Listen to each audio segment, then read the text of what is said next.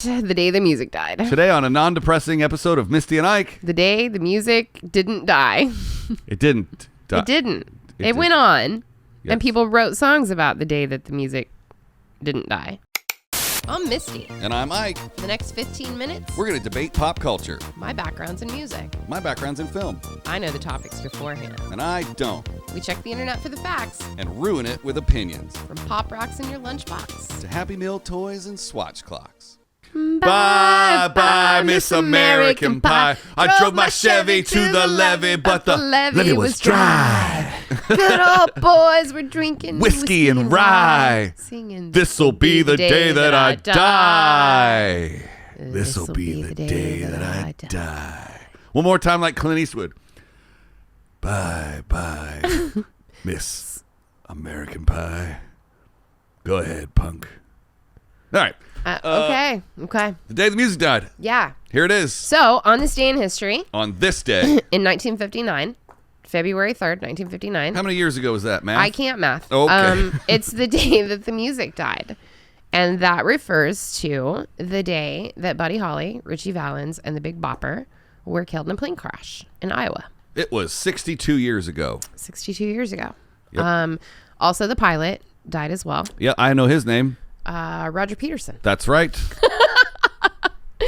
Do you want me to tell you like the brief history of like how this all went down, and then we'll get into like facts and weird shit about it? I sure do, because I am a music death virgin.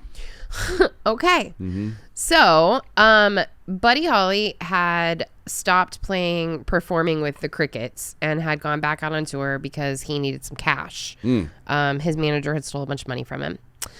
So he was on tour with Richie Valens, who sang La Bamba, and the Big Bopper, who was a radio DJ, who was doing all the like intros and stuff. But didn't the Big Bopper have a song too? I think so. Good God, it wasn't the twist.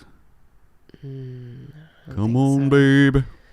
Let's do the twist. I don't think that. I'll look that up. Okay, you look that up.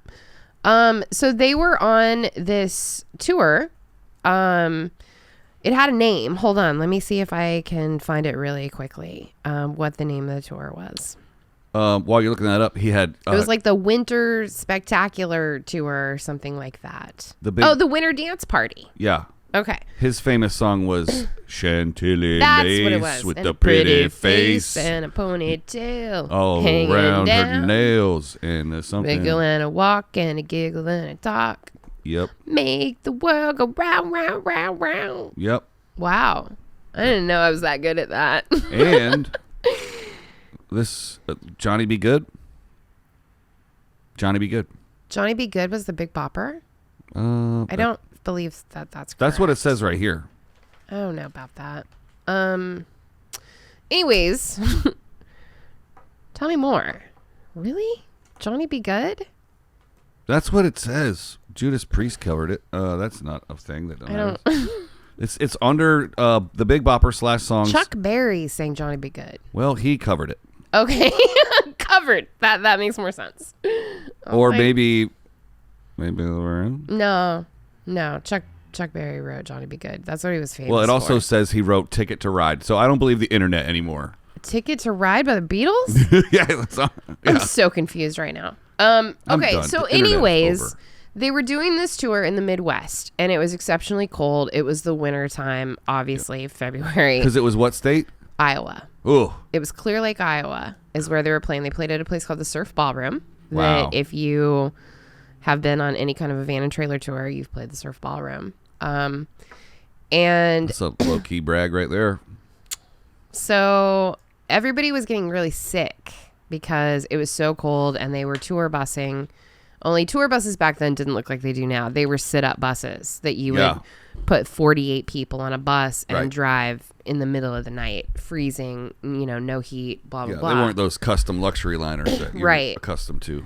So Buddy Holly decided to splurge and get a private plane that night to get them to their next stop, which was in Minnesota, because they were getting really frustrated. Everybody was, cold, tired, exhausted, getting the flu.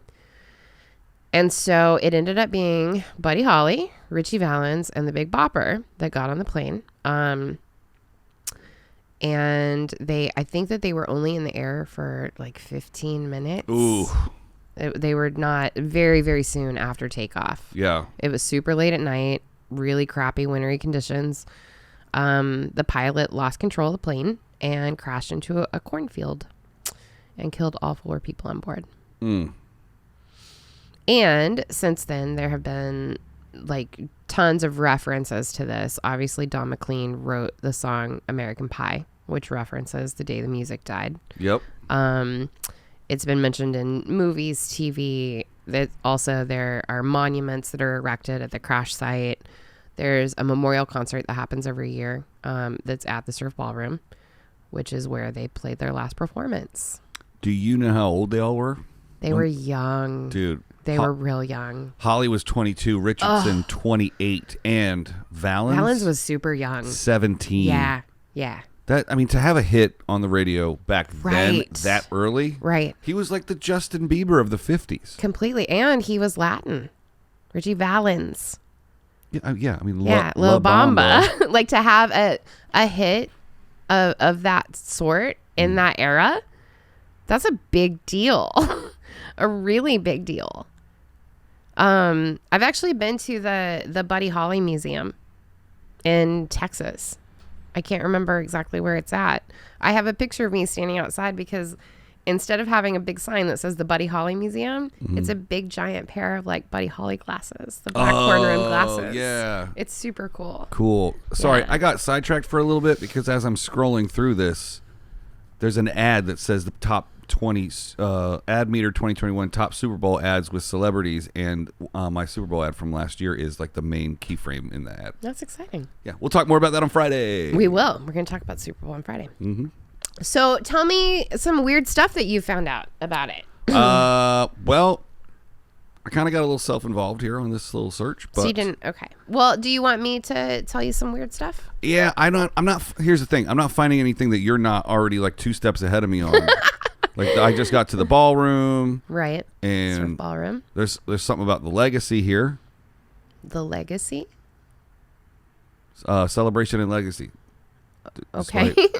Despite charting, I'm reading this cold, folks. Despite charting only one #1 hit, That'll Be the Day, Holly influenced a generation of rock and roll stars. A certain Liverpudlian band, hint the Beatles, 2 days ago, decided to name itself after an insect, partly because that's what Holly's band, the Crickets, did. Yeah. Whoa, I didn't know that. They were kind of like the original nerd rock. Yeah. I mean, why do you think Weezer wrote Buddy Holly? I don't know. So there are some really interesting things about it. Buddy Holly's band was composed of a couple people that you maybe have heard of. Carl Bunch, Tommy Alsop, and Waylon Jennings. So instead of putting his band on the plane with him, there were only 4 seats. And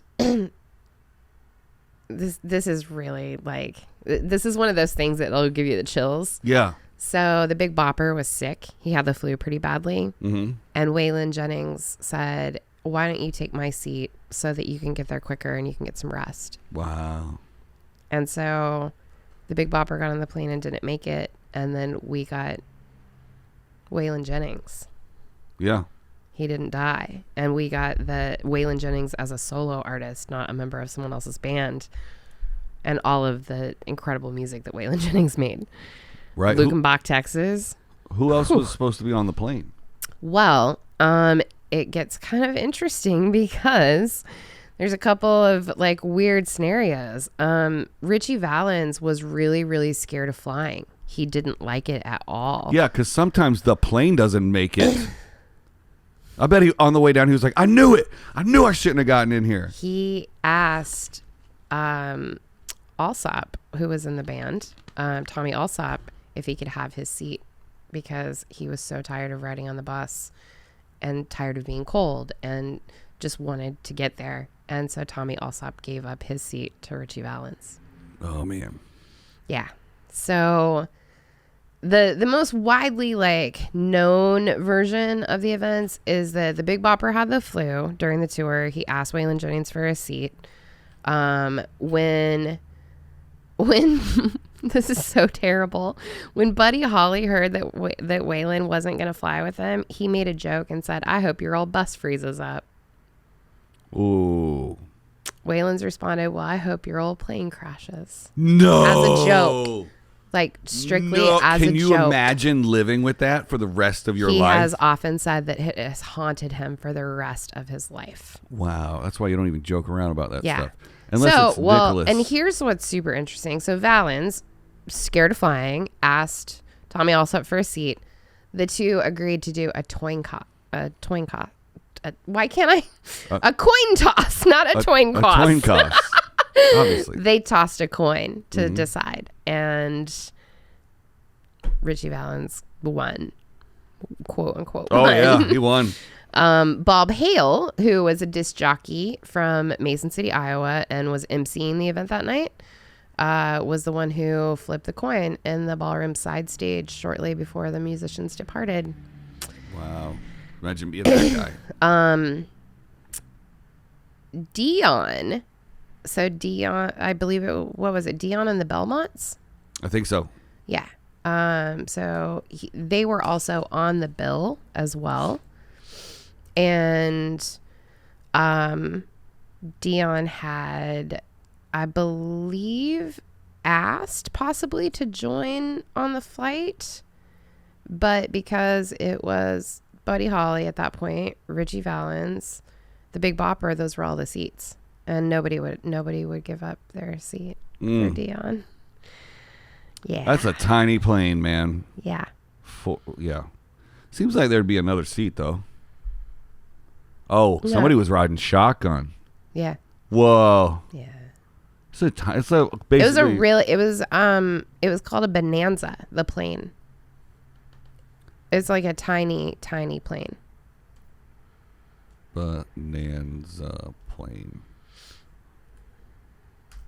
Yeah, they're like Cessnas. Oh, here's something interesting. So in hindsight, there's been a whole lot of weird shit out of Dion since then. He says that he was also involved in that coin toss. Mm-hmm. I don't know how you can have three people involved in a coin toss, but whatever. He says that he won the toss, but ultimately decided that because it was going to cost $36 that he would have to put in to fly, because Buddy Holly wasn't paying for the whole plane. He was asking people to throw in money. Yeah, sure. He didn't want to pay the $36. Well, the three people in the coin toss are the two people that it's against and the guy flipping the coin. Right. No, what he's saying is that he was involved in the coin. Why do I keep calling it a coin toss? I don't know, but we're definitely calling this episode the coin toss. He's saying that he won the coin toss. How can you have three people in a coin toss? One guy's just the flipper. No, that's not. No, you've got Richie Valens, you've got the band guy, and Dion. And then you've got the guy who was the MC flipping the coin. God, I see what you're saying. Yeah. There's only two sides to a coin. Well, you know. So maybe Dion's just full of shit and wanted to be more involved in the story. You know, he didn't go on to do a whole lot after that, so. I mean, maybe he Dion wanted to. was pretty well known. Yeah. He was kind of he's no staple. Beatles or anything. As we talked about on Monday, no one is. They are the biggest, best in the world. Right. So, according to this article, the Bonanza is the most crashable plane to ever be flown. Wow. I just made that shit up. Oh, you're awful. I mean, it's basically a Cessna. It's tiny, It's tiny.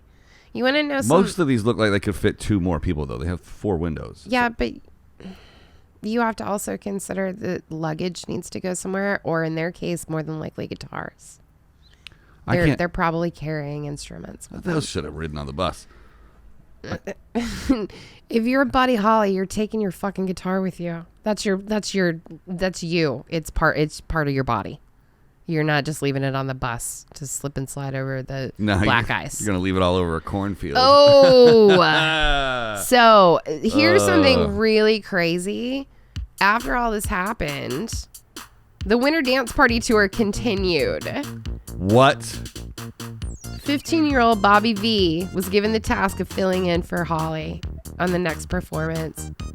Because he knew all the words to all the songs. Waylon Jennings and Tommy Allsop carried on for 2 more weeks, with Waylon Jennings taking Holly's place as the lead singer. They didn't skip a show. No. So somebody in Holly's band had to sing Holly's songs. Waylon Jennings. Who's the 15-year-old kid? Well, the 15-year-old kid filled in for the next performance only because he knew all the words. But then after that, Waylon Jennings took over. Wow. Yeah. And now we have a Monday Night Football theme song. Monday Night Football was written by Waylon Jennings. Oh, right. All my rowdy friends are coming over tonight. See, and I always think the other guy, Oh, that could have been Hank Williams Jr. Yeah, I always think that guy. I just like to say things as they're facts and then let the internet sort it out. That's kind of what we're here for, right? I mean, can you think of, like, if you imagine all the fucking shit that we've said that's not completely correct on this show?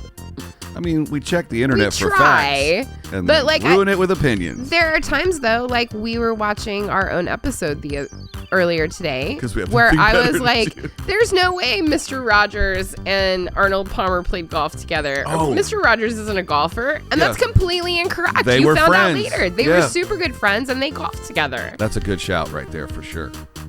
Sometimes we go back and we need to figure out to correct ourselves. That's right. What are we talking about tomorrow? Sinead O'Connor?